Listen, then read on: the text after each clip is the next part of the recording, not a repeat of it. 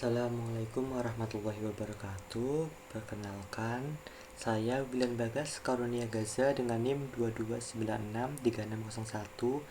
Nah, pada kesempatan kali ini saya akan mempresentasikan mengenai observasi saya tentang kebiasaan digital mahasiswa Amikom di TikTok, yaitu antara edukasi dan hiburan dalam era cyber society.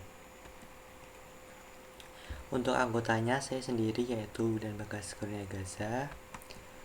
Kemudian untuk latar belakang masalah, jadi di latar belakang masalah ini masyarakat digital atau cyber society telah membentuk cara berpikir, berinteraksi dan belajar generasi muda, termasuk mahasiswa. TikTok yang awalnya dikenal sebagai platform hiburan ringan, kini menjadi salah satu ruang terpopuler bagi mahasiswa untuk mencari informasi, belajar secara informal, hingga mengekspresikan identitas diri mereka. Jadi, mahasiswa Universitas Amikom Jakarta sebagai bagian dari komunitas digital kreatif dan teknologi tidak hanya menjadi konsumen konten, tetapi juga sebagai produsen aktif yang menciptakan narasi melalui video singkat. Namun di balik potensi edukatif dari platform ini, muncul pula fenomena yang patut dikritisi, yaitu ketidakmampuan antara membedakan konten yang bermuatan akademik dengan sekedar hiburan saja, serta kecenderungan untuk merasa belajar tanpa keterlibatan secara lebih mendalam. Nah, disinilah adanya gap dalam kompleksitas cyber society, yaitu ketika informasi yang cepat, ringan, dan personal namun belum tentu membentuk pemahaman yang berakar. Kemudian deskripsi terkait subjek observasi, yaitu jadi observasi ini saya lakukan terhadap mahasiswa dari berbagai jurusan di Universitas Amikom Jakarta, terutama yang aktif misalnya di bidang TI, IT atau teknologi informasi, DKV, dan penyiaran. Jadi subjek yang diamati merupakan mahasiswa yang secara reguler menggunakan TikTok baik sebagai sarana hiburan maupun sebagai sumber informasi ringan seputar misalnya karir digital, tutorial software maupun tips akademik, serta refleksi kehidupan mahasiswa. Jadi, objek dari observasi ini mencakup pola konsumsi terhadap konten edukatif yang dikemas secara singkat, pencampuran antara konten belajar dan hiburan, serta cara mahasiswa menanggapi algoritma TikTok yang menghadirkan konten berdasarkan kebiasaan tontonan mereka.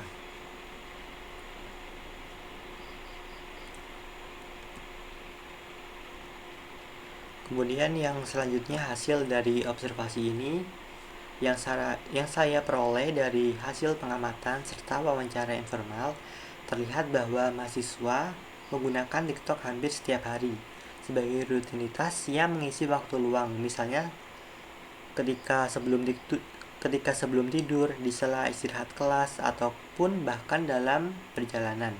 Banyak dari mereka mengaku tertarik dengan konten edukatif karena sifatnya yang ringkas dan mudah dicerna. Misalnya, seperti video-video berisi tutorial cepat, seperti tentang desain, pemrograman, strategi organisasi waktu, ataupun motivasi akademik kerap muncul di beranda mereka. Namun, alur konsumsi tersebut dengan cepat beralih ke konten hiburan, misalnya seperti sketsa komedi, lip sync, dan video viral, atau bisa sekarang kita sebut sebagai video meme. Mahasiswa mengaku seringkali tidak bisa mengendalikan diri untuk berhenti scrolling karena tertarik dengan kecepatan dalam penyajian konten. Konten edukatif memang seringkali menginspirasi mereka, akan tetapi tidak jarang juga mereka juga lupa untuk menindaklanjuti ataupun mereview ulang apa yang telah mereka tonton. Misalnya seperti mencari tahu lebih dalam ataupun mencatat poin-poin penting. Dalam konteks ini, konsumsi itu bersifat pasif. Jadi beberapa mahasiswa juga seringkali mereka lebih nyaman belajar lewat TikTok dibandingkan lewat buku maupun lewat jurnal. Karena itu tidak menuntut mereka untuk lebih fokus secara lebih panjang. Namun, ketika diminta menjelaskan kembali isi video edukatif yang mereka tonton, mereka itu hanya sebagian yang bisa melakukannya dengan benar.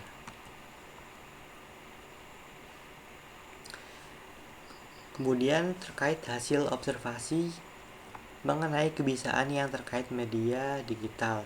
Jadi mahasiswa Amikom di era sosial ini menunjukkan kebiasaan digital yang semakin aktif dan selektif.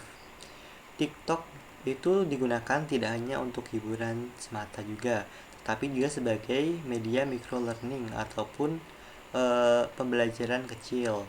Penggunaan algoritma FYP ataupun FYP mendorong personalisasi konten edukatif yang cocok dengan kebiasaan dan preferensi pengguna. Studi juga menunjukkan adanya kecenderungan ataupun konsumtif educational habituity, yaitu di mana konten lucu, inspiratif, dan informatif dicampur dalam satu sistem konten yang sama. Kemudian hasil observasi terkait dampak digital yang pertama itu ada kelelahan kognitif, yaitu terlalu banyak informasi masuk tanpa sistem pengolahan yang baik.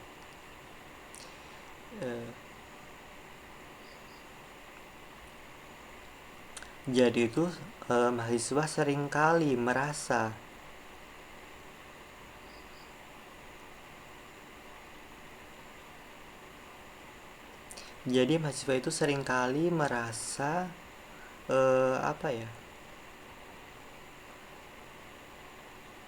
seringkali terpapar puluhan ataupun ratusan informasi yang berbeda, misalnya seperti video edukasi, berita, ataupun video lucu yang masuk yang terlalu cepat, yang tanpa disadari itu otak menjadi lelah.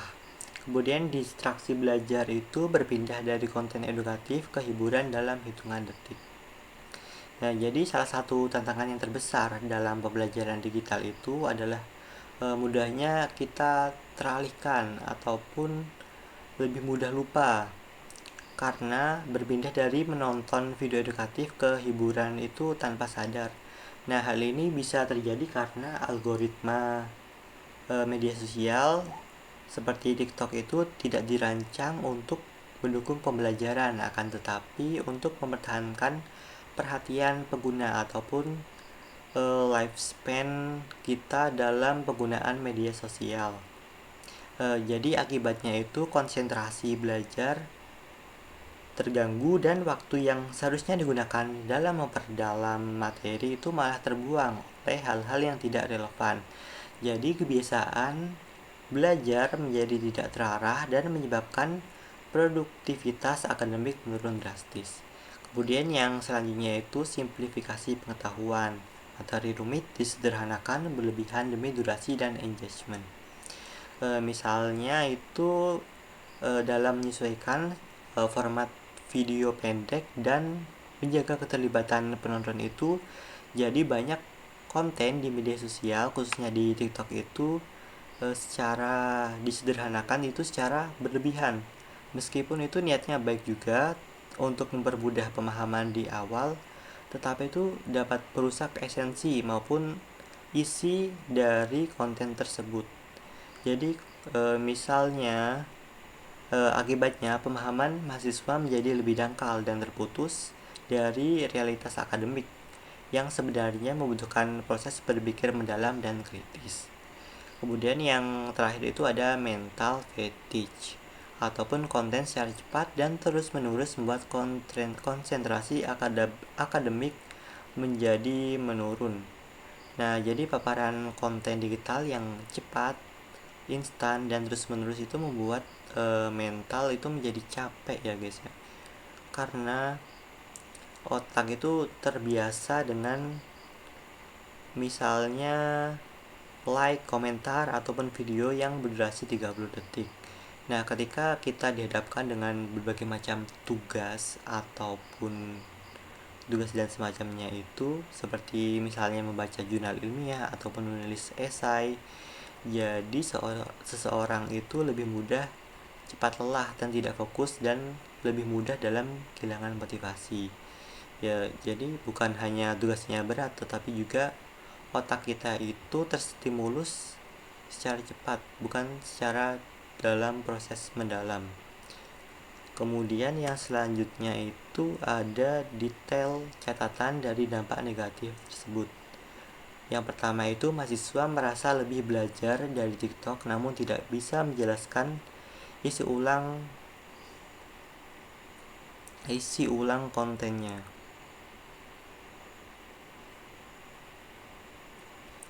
Jadi itu banyak mahasiswa yang telah belajar hanya dengan menonton edukatif di TikTok, tapi mereka itu merasa produktif karena telah mengkonsumsi informasi, tetapi kenyataannya itu mereka tidak mampu menjelaskan kembali apa yang mereka tonton. Tetapi hal ini menunjukkan bahwa proses belajar yang terjadi itu bersifat secara pasif. Kemudian yang selanjutnya itu edukasi di TikTok hanya setengah matang, tidak dilengkapi dengan literatur.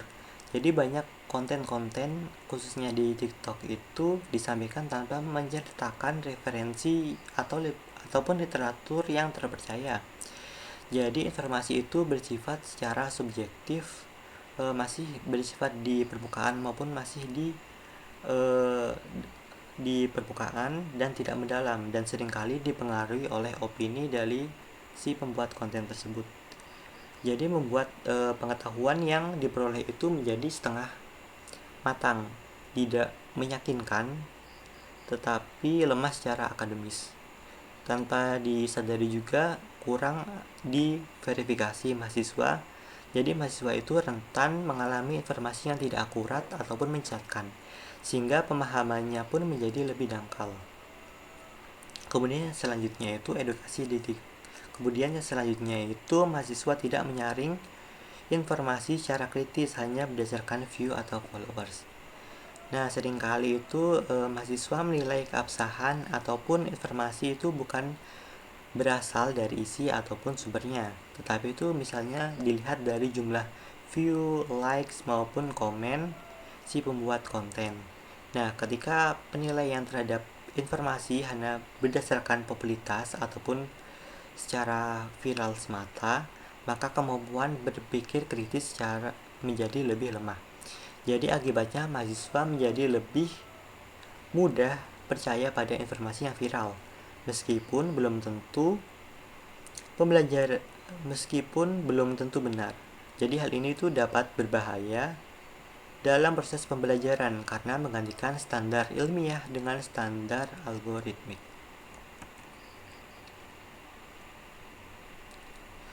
Kemudian selanjutnya itu kritik terhadap pendapat saya dalam hal tersebut.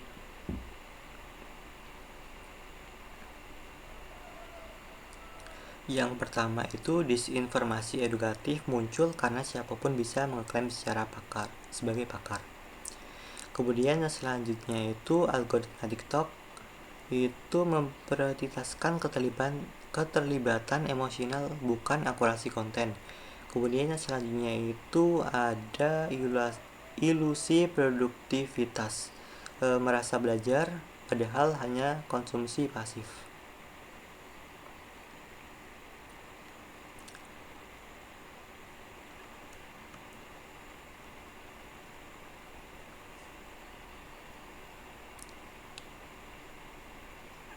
Yang selanjutnya itu pembahasan dengan penelitian yang sudah ada.